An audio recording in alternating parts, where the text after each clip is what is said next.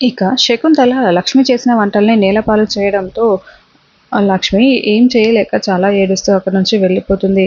Vihari Shakuntala వంటల్ని taste చేసి తనకి contract ఇచ్చి ఉంటాడు. Canteen contract. ఆ తర్వాత ఇంటికి వెళ్ళాక హర్ష, లక్ష్మి వాళ్ళు మాట్లాడుకుంటూ ఉంటారు. ఇప్పుడెలా అక్క అని అనుకుంటూ ఉంటే, లేదు హర్ష, మన ఫుడ్ టేస్ట్ కూడా చేయకుండా మీ బాస్ అలా ఇవ్వడం అది కరెక్ట్ కాదు. నేనొక ప్లాన్ చెప్తాను. ట్రై చేద్దాము అని అంటూ ఉంటుంది. సరే అక్క, ఏం చేద్దామని హర్ష అడుగుతూ ఉంటే, నేను ఫుడ్ ప్రిపేర్ చేసి ఇస్తాను. వాళ్ళకి తీసుకొని వెళ్ళు. నీకు ఇంటి అడ్రస్ తెలిస్తే వాళ్ళ ఇంటికే తీసుకొని వెళ్ళు. వాళ్ళ ఫ్యామిలీ అందరికీ ఒకసారి తిన్నారంటే మన ఫుడ్ టేస్ట్ నచ్చిన తర్వాత వాళ్ళు కాంట్రాక్ట్‌ని మనకి ఇవ్వకపోయినా పర్వాలేదు. కానీ మనం చేసిన ఫుడ్ తినకుండా శకుంతలకి ఇవ్వడం నాకు నచ్చట్లేదు హర్ష అని చెప్పడంతో, అలాగే అక్క, నువ్వు ఫుడ్ ప్రిపేర్ చేయి. నేను, క్రిష్ వెళ్లి ఇచ్చేస్తాము అని హర్ష చెప్తాడు. లక్ష్మి ఇక లక్ష్మి అలా ఫుడ్ ప్రిపేర్ చేయడంతో హర్ష, క్రిష్ ఇద్దరూ కలిసి విహారి వాళ్ళ ఇంటికి వెళ్తారు. అప్పుడే విహారి వాళ్ళు ఫ్యామిలీతో బయటికి వెళ్దామని సిరి పాప ఒప్పించడంతో అలాగే అని అందరూ కలిసి బయటికి బయలుదేరుతూ ఉంటారు. అప్పుడే హర్ష, క్రిష్ అక్కడికి వెళ్తారు. హర్ష, మీరేంటి ఇలా వచ్చారు? ఆ క్యారియర్ ఏంటి అని విహారి అడుగుతూ ఉంటాడు.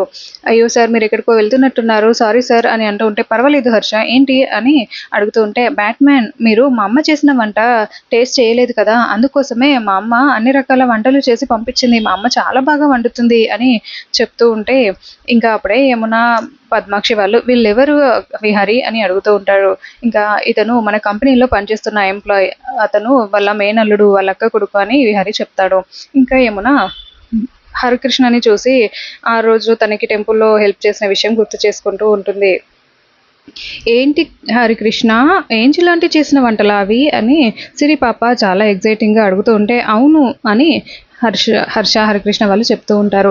నాన్న, ఏంజిల్ ఆంటీ చాలా బాగా వంట చేస్తుంది. చాలా టేస్టీగా ఉంటుంది. ఇంతకుముందు వాళ్ళకు ఒక హోటల్ ఉండేది, కానీ ఇప్పుడు లేదు అని చెప్తూ ఉంటే విహారి హోటల్ తగలపడిపోవడం అంతా గుర్తు చేసుకుంటూ ఉంటాడు.